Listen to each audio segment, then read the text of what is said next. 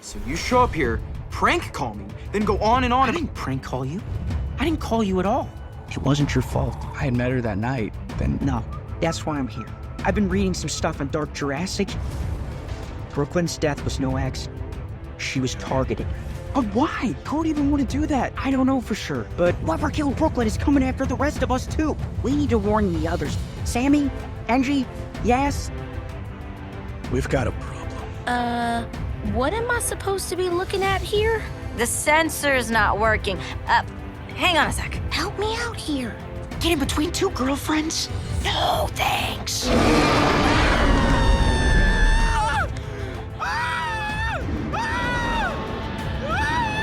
Okay. Fixed it. Oh my gosh, are you okay? I am so sorry. Darius, you said you'd be here.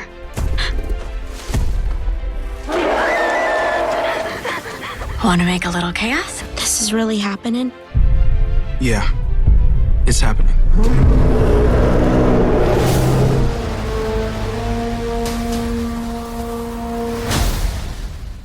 Welcome, everybody, to the Jurassic Park Podcast. I am your host, Brad Jost, and today we're going to be discussing our spoiler-free thoughts on Jurassic World Chaos Theory, the new 10-episode series from DreamWorks Animation on Netflix May 24th. We have an interview coming up in just a little bit with executive producers and showrunners Scott Kreamer and Aaron Hammersley, so stay tuned for that after this conversation that we're about to have. But let me go ahead and introduce my co-host for that segment for our spoiler-free chat. I'm here with the one, the only, Tom Jurassic. How are you doing, Tom?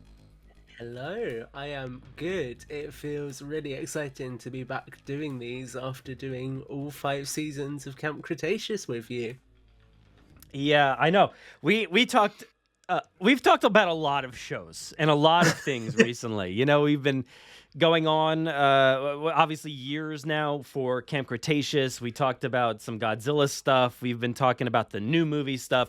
So now we're finally talking about Chaos Theory. We've been speculating and doing tons of episodes on what this show could be for a little while now. So I'm excited to finally dive into some of those thoughts. Now, again, these are our spoiler-free thoughts, so we're not going to get deep into anything. We're not going to spoil anything because there are plenty of things I think to spoil in this, but we will not be doing that. So feel free to stick around and obviously enjoy the conversation.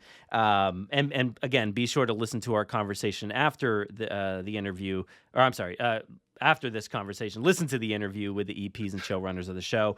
And before we get too deep, I actually wanted to give a huge thanks to DreamWorks for letting us watch this show early. They gave both of us the ability to create content for everybody out there and to see all 10 episodes. I myself, I think I've watched them all through 2 times, and we are always like endlessly thankful that they give us the opportunity. So thank you so much, DreamWorks, for that. Yeah, it's so awesome, and it's been so nice having a good couple of week window to really sink our teeth into content and try and pull together some pretty fun stuff. Yeah, we've got you've got an article, spoiler-free article, and then a spoiler-free episode that we're recording now, and then of course we will have spoiler thoughts next week or so, just depending on when it drops. But we will have spoiler thoughts for you eventually, and of course spoiler articles, all kinds of video, whatever. We've got tons of content lined up for you, but for now we wanted to give just some general thoughts. And these episodes are always so difficult to discuss. So we want to keep it nice and breezy for you, nice and easy, because we can't say much. There's not much to say. So, Tom, why don't you kick things off with your general thoughts, your general review on Chaos Theory? Yeah, so I think my general thoughts would be that Chaos Theory is really the best Jurassic show that we've had yet. I loved a lot of what the early seasons of Camp Cretaceous do, as you know, but I just think that this show is so much more mature. It's got much more of a compelling story, I would say, and I just feel like this series really has taken a lot of learnings from Camp Cretaceous and has molded something that I think is going to resonate a lot more with all fans. So yeah, I love this show. I genuinely really, really enjoyed it. Yeah, I absolutely loved it as well. It was just Like, the story was such a blast to follow from moment 1 all the way through episode 10. There's a big conspiracy going on, and it was just so much fun to watch that unfold as the episodes went on. And I think you mentioned, like, a little bit about the tone and stuff, and like that, just seeing this tone kind of aged up for the audience a little bit. I do find it funny because it's not like with some other content where, years go by and the viewer is now so much older. This just happened with Chaos, or with Camp Cretaceous, so we're not that far removed from that show. But it does feel like it's at least aged up a little bit to kind of bridge the gap between what Camp Cretaceous offered and what the movies offer. And I think this is honestly more in line with the movies. Certainly not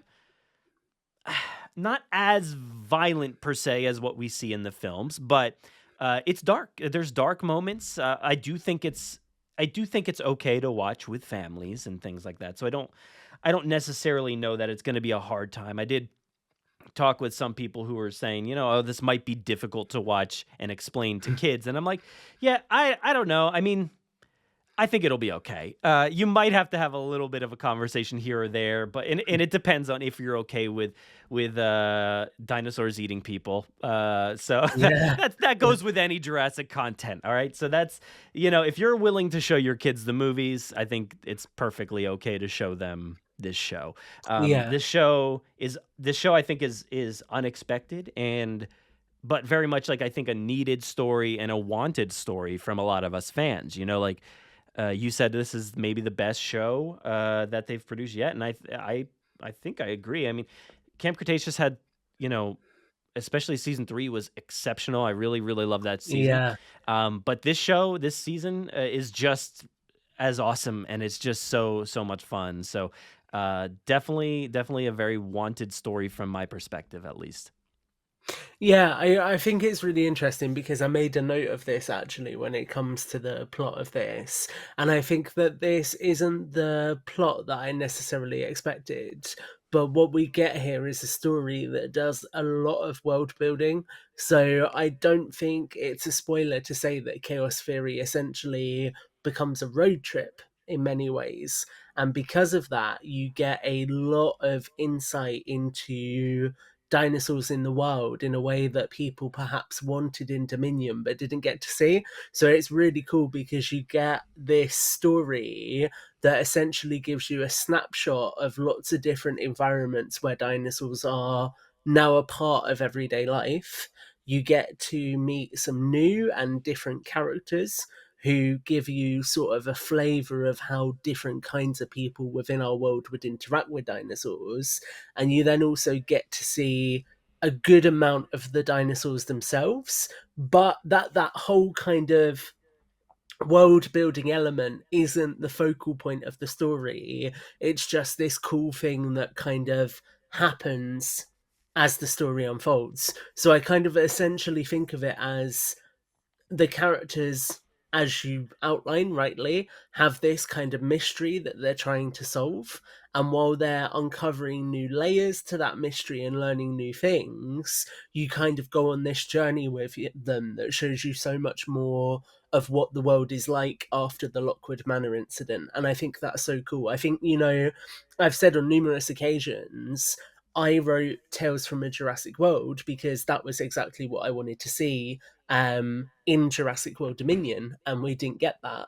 And it feels like Chaos Theory does a really good job of coming up with some incredibly creative scenarios that give you a cool look at that wider world within the context of this story. Yeah, beautiful. I feel like I managed to navigate that really well without giving anything away. Absolutely. I'm just like watching, because like this whole time we're tiptoeing, we're like trying not to say things right. But yeah, you nailed it right there. I think the world building is certainly really fun to like witness where they go. And I think some of the problems I had with Camp Cretaceous was the fact that they were on Nublar or the Manticore Island or whatever, and a lot of the settings all felt the same, Sometimes the world building didn't really feel like it was happening. So a lot of things felt very samey. And I don't get that from this show. I think there's a lot of different environments and a lot of different things that we come across, and the world building Yeah. on top of all that is just really, really fun. And it's kind of like a buddy cop kind of thing, especially Yeah. that's how it starts out. You've seen it in the trailers and the teasers and stuff. You've got Ben and Darius, and it's just like them trying to uncover what's going on. And I love that kind of story in this franchise. I think that's really cool. There's some nice surprises along the way, and it's a really fun story that I just loved watching it unfold. Now, part of that story contains, we mentioned some darker tones and things like that. What did you think about the tone this time around? Was it something that was surprising? Did you you'd heard about potentially they're aiming for a slightly older audience? How did you think that came across? Yeah, I thought it was handled really, really well, actually. I thought it was interesting because there's a lot of things tonally here that are very relatable. And I think they're very relatable to sort of an audience of young adults. So as somebody who has literally just turned 25 and now my back aches, I could relate to a lot of the themes in this, because there's a lot of really interesting stuff. So without spoiling any of it, Yeah, you lots kind of of get a lot backs hurt stuff. in this show. Yeah, That's what he's saying, yeah. All the backs hurt.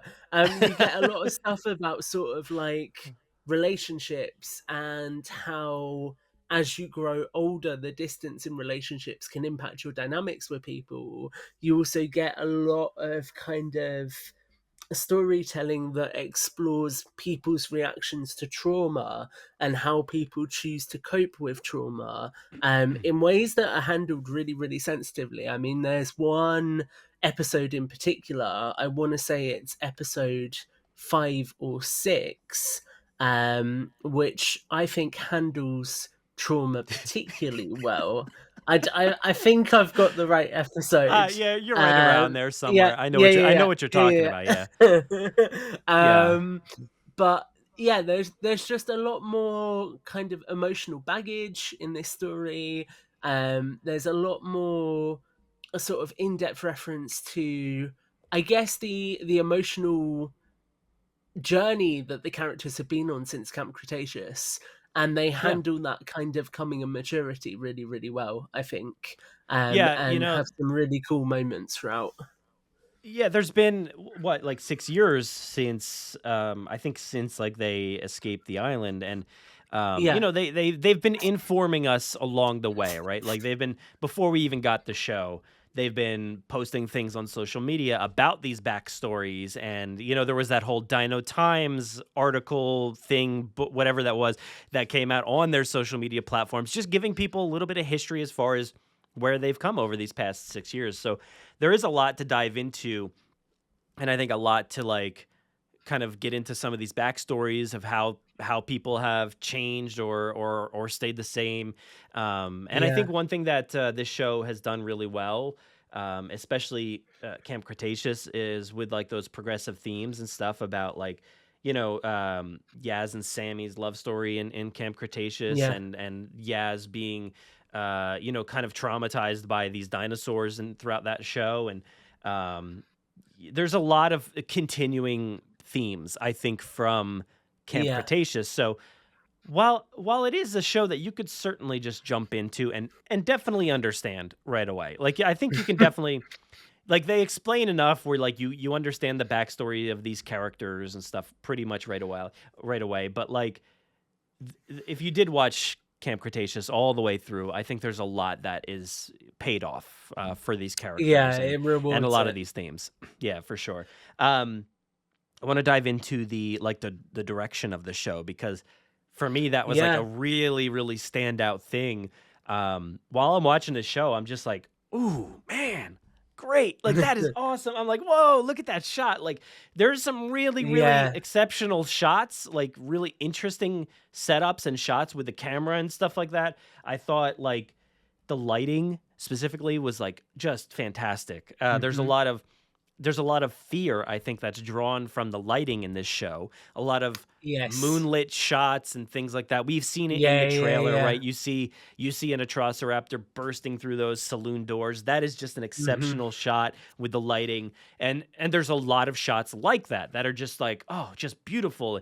And at times, like some of these dinosaurs are just like photoreal. You're like, whoa, like how did Yeah. they accomplish this? Like, so I give them a ton of credit. I think they've ramped it up quite a bit from Camp Cretaceous. So whatever they're Oh, doing behind the massively. scenes, yeah, whatever they're doing behind the scenes has paid off, and they're producing a more beautiful show and a more kind of in line with the filmmaking aspect of the Jurassic series. I think they've really produced something that looks beautiful and tells the story in a very visually interesting way.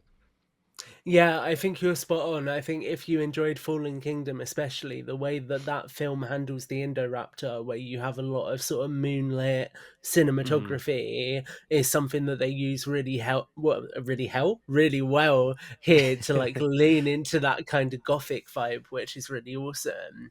But Yeah. something else that I think it's worth touching on, just because you referenced Camp Cretaceous and the step up in production quality, is the sheer amount of dinosaurs in this series. So I always felt like with Chaos Theory, you could or not with Chaos Theory, with Camp Cretaceous, you could kind of predict how many dinosaurs would be in a season. So you knew that you'd get maybe 6 dinosaur models in a season, and that would be it, because that was all they'd make for that season.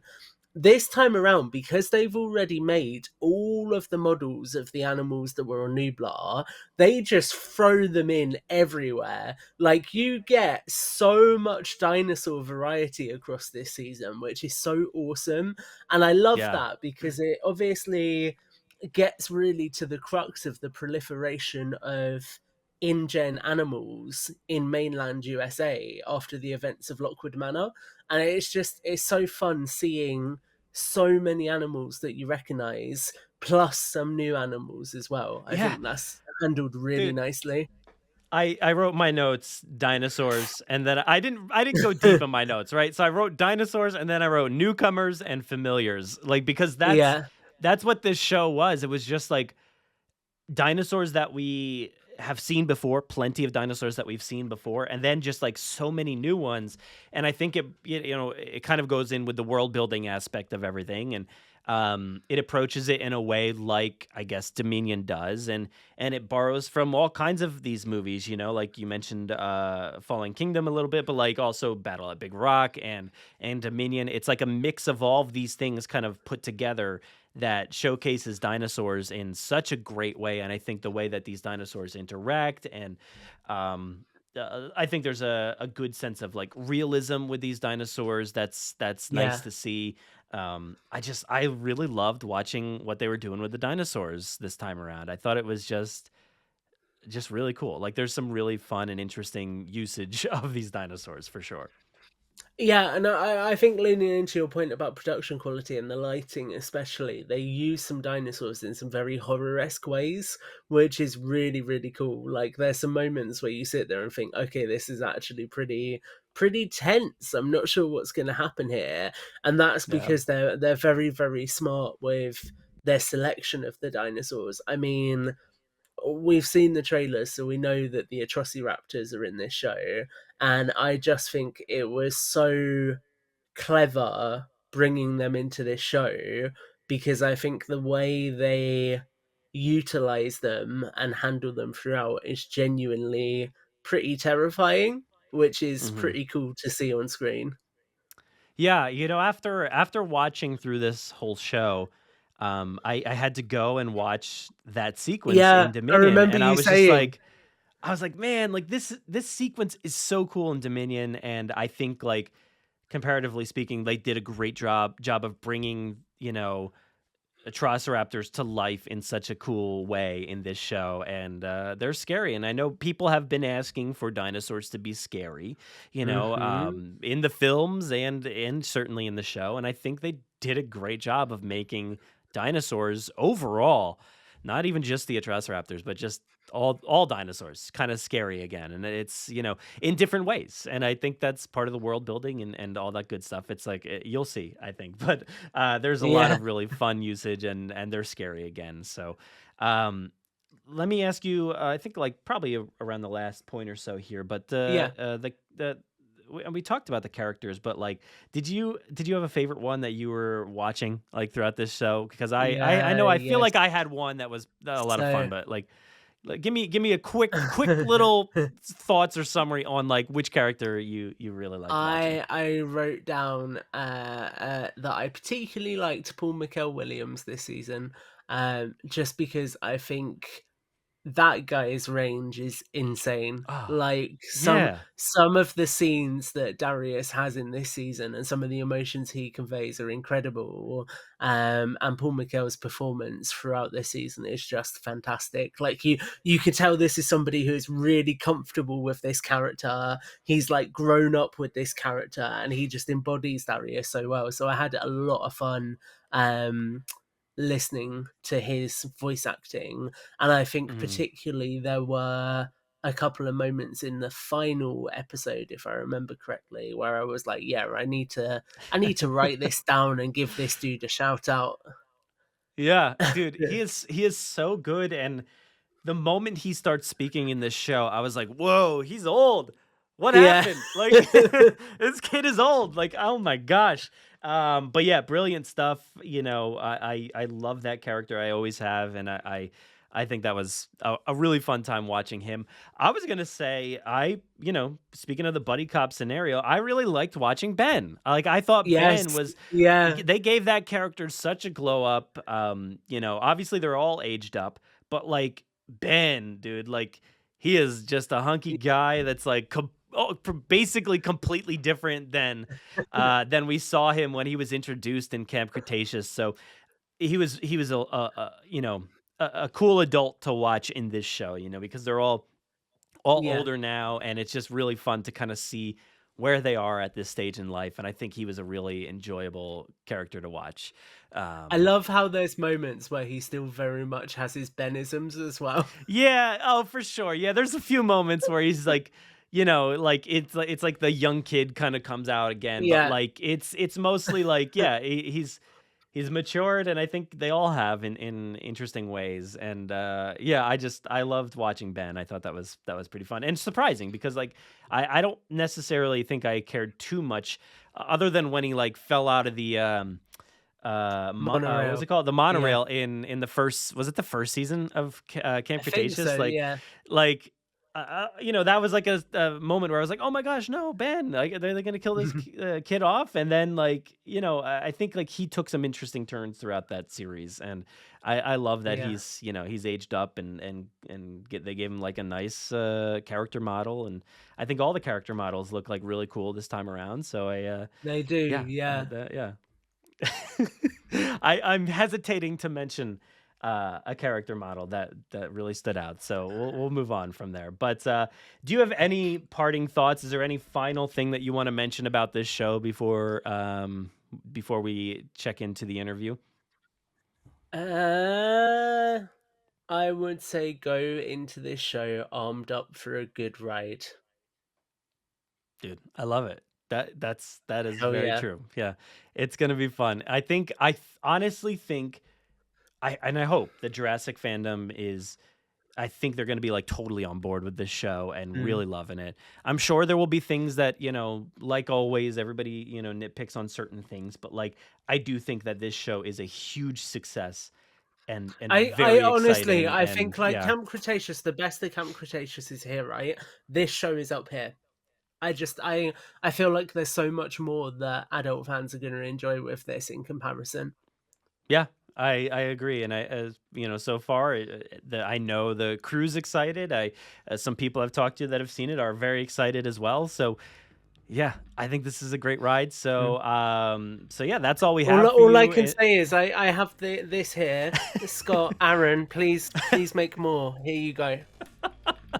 Tom will fully fund your dig for a further fully fund 3 years. What? Yeah. But yeah, that's all we have for you for our spoiler-free thoughts. Please stay tuned in coming weeks. Here, we're going to be discussing full spoilers and things like that on the podcast. Go to JurassicParkPodcast.com, find all of our information there. Follow us all over the place, and stick around because the interview with the executive producers and showrunners Scott Kreamer and Aaron Hammersley is coming up right now.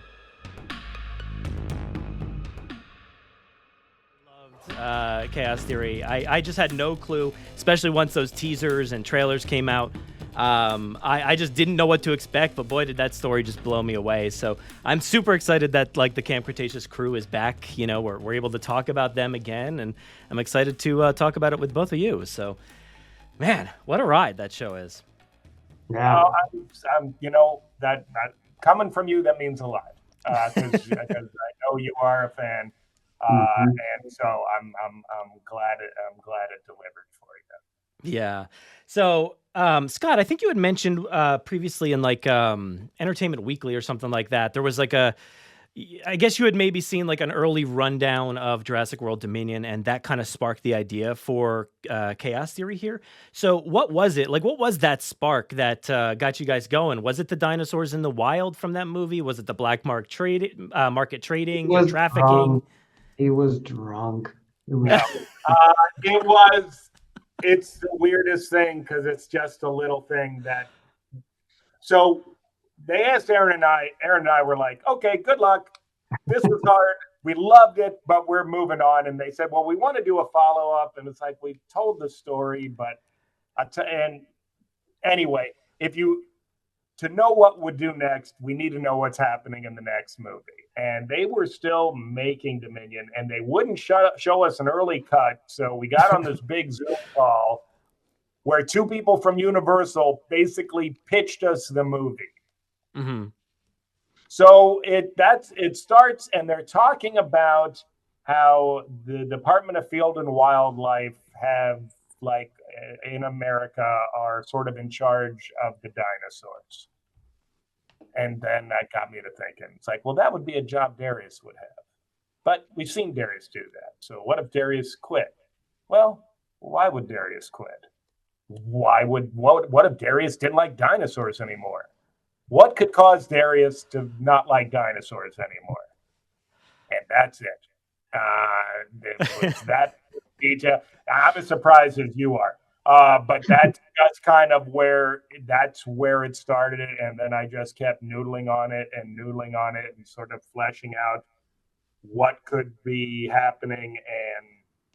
And then I buffaloed Aaron into getting on board. And then our head writer and writer on Camp Cretaceous, Bethany Armstrong Johnson. And then we just sort of began fleshing out what would become Chaos Theory. Yeah, these characters have been on one heck of a journey since 2015. It's a bunch of years later now, and they've got their own traumas and issues to deal with, not even from the mainland, but from back before, from Nublar and Manticore. So in this past 6 years or so that they've, been, off the islands, which one of your characters was the favorite one to create the backstories for? Because there's a lot. These characters have a lot. I won't go into it, but there's a lot of really fun stuff in their backstories. Go ahead, Aaron. Okay, well, I liked returning to Ben, and I mean, this is a very on the surface answer, but I liked the idea of him being the one character that sort of just has this big glow up, and he's tall, and he's just like to me that was just like funny to see this character. But I think also we fleshed out this idea that he went to college and he spent time really learning about dinosaurs and understanding the world that he just encountered. I think to me that was probably the character that I connected to and wanted to see learn more about. Mm-hmm. I love Ben. Yeah. Oh my God, so good. Go ahead, Scott.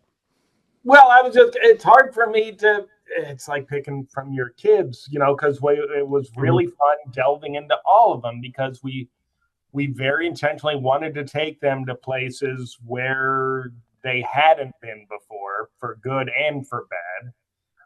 And to really, you're a lot different person at 13 than you are at 19.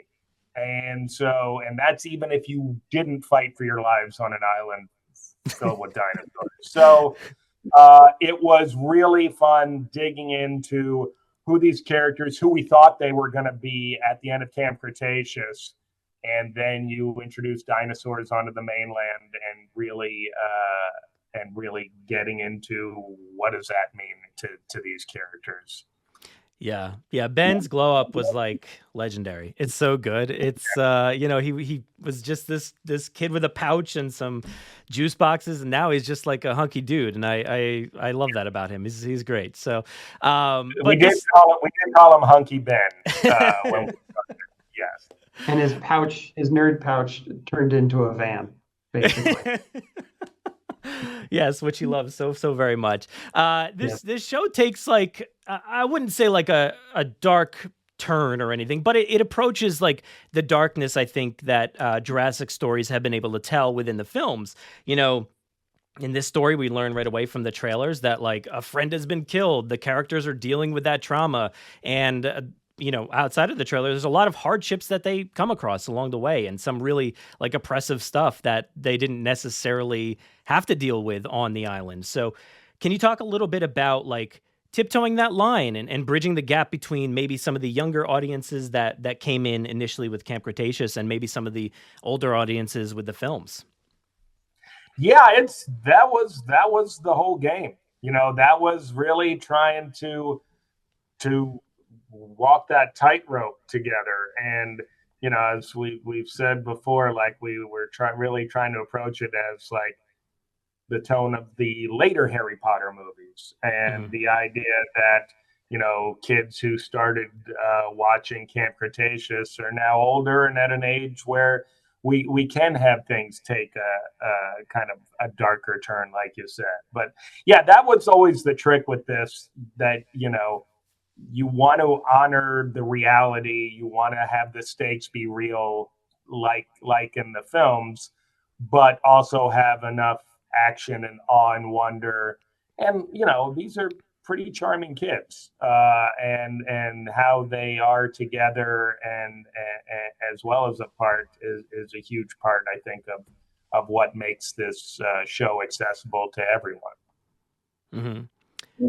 Yeah. So Aaron, there's this show, I think it's, especially Camp Cretaceous was like one of the most recent and best examples of dealing with a lot of like progressive issues and stuff like that for a younger audience. You don't usually see that. And I think Chaos Theory definitely continues a lot of those matters and, goes even farther at times. So how important was it, to you and the team to tell these kinds of stories? Well, I think it was just that the story sort of lent itself to these topics and things, and obviously like diving into the character or the relationship with Sammy and Yasmina.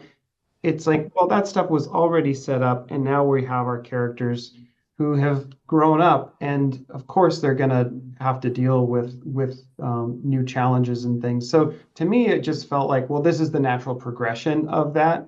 Mm-hmm. That's it. Yeah, I mean, in the same way, I know there's been controversy or whatever, but when we started telling that story in Camp Cretaceous, we didn't set out to tell that story. It's just where the writing and the characters and the relationships just sort of led us, and then it was incumbent on us to tell the most grounded, truthful, authentic telling of that story. And like Aaron said, with all these characters, very rarely do you get to tell these kind of stories. And now to follow the same characters 6 years later with all this intermediate time that you can just kind of imagine what their lives have been like and how they've grown as people, it's been a pretty challenging but really exhilarating ride. Yeah, I think both shows have handled so many of these topics like beautifully. So bravo there. That was great. But another great thing is actually like the directing. I feel like this time around, there's like from the trailer alone, I'm like, whoa, like things look like really like lit well. The different shots and the camera handling, it just looks so good. So was there like any different approach this time around when telling this story visually? Yeah, go ahead, Aaron. I mean, I give so much of the credit to our art director JP Balmet and our lighting and comp supervisor Eric Hawkins, who we told them, really it was us saying, hey, so here's the tone, and this is what we're after. These are the films that we're sort of borrowing from, and do it. And we put a lot of trust and faith into these guys to deliver, and they just went above and beyond our expectations, where the amount of work and the amount of like detail, and they just put so much, they poured so much, particularly like the lighting and the sets for this series. It's incredible. I mean, they took it as far as I think they could possibly take it, and it was so. Every time Scott and I see these new shots, like when they're rendered and comped, we are just as giddy as the rest of the audience is going to be, because we're going, oh my gosh, this is amazing! I can't believe we pulled it off. So, yeah. But on top of that, the shot composition and shot choice that Aaron and our supervising producers, Aesung Kang, as well as our directors and our editors, because we really wanted to build tension and build mood and tell it an animated show in sort of a different way than we've seen it before. It's just like, it's really, really cool. Obviously, everything starts with a blank page and Bethany and the writers, but then you have this, and it just keeps getting better. Then you throw Leo's score on top of it. I mean, I know I'm partial, but I just think this is like, I've rarely been on a show where it really felt like we're all rowing in the same direction. And there's a lot of communication and a lot of collaboration. And I think it led to something that's kind of special. Yeah, for sure. I love, you mentioned like the tension and stuff. And there's a lot of like moonlit shots, and they're all beautiful. They're all bringing a lot of fear my way. So I absolutely love those. And the dinosaurs like looked like nearly like photoreal at times, like, they're straight out of the movie or something. And I'm like, wow, that is outstanding. So yeah, that was amazing to watch. But speaking of the dinosaurs, is there any kind of like internal story or story beats that you guys set up for, some of these dinosaur species that we've never seen before, whether they were, some of these have never been in movies and stuff. So is there something that you have on your end that like tells, oh, this one came from there or that one came from there? Well, we start much like at Camp Cretaceous, when we started with the list from Universal of dinosaurs that could plausibly be on Isla Nublar. We started with the dinosaurs released from Lockwood, as well as what was on like the inventory from the Arcadia, and we picked from there. The world is broadening, and dinosaurs that weren't either on those lists are starting to come to light, and part of the journey is to find out where those are coming from as well. Yeah. Now, I do have the most important question to ask here at the end. And it's not a question about chaos theory. But back in like seasons 4 and 5 of Camp Cretaceous, was there a conscious effort on your part to name the Brads after me? Or was that, did that come from somewhere else entirely, that acronym, Boy, I wish. No comment. I took a blood oath. I took a blood oath, Brad, and I just, on my deathbed, it'll be released whether or not it's for you. But until that day, we can't do it. our lives would be in danger. And Aaron and I have families, and so you're just going to have to go on wondering. It's gonna hurt me for the end of time, but I appreciate you answering honestly, and thank you so much for talking about Chaos Theory. It's an awesome show, so I'm very excited to have everybody see it.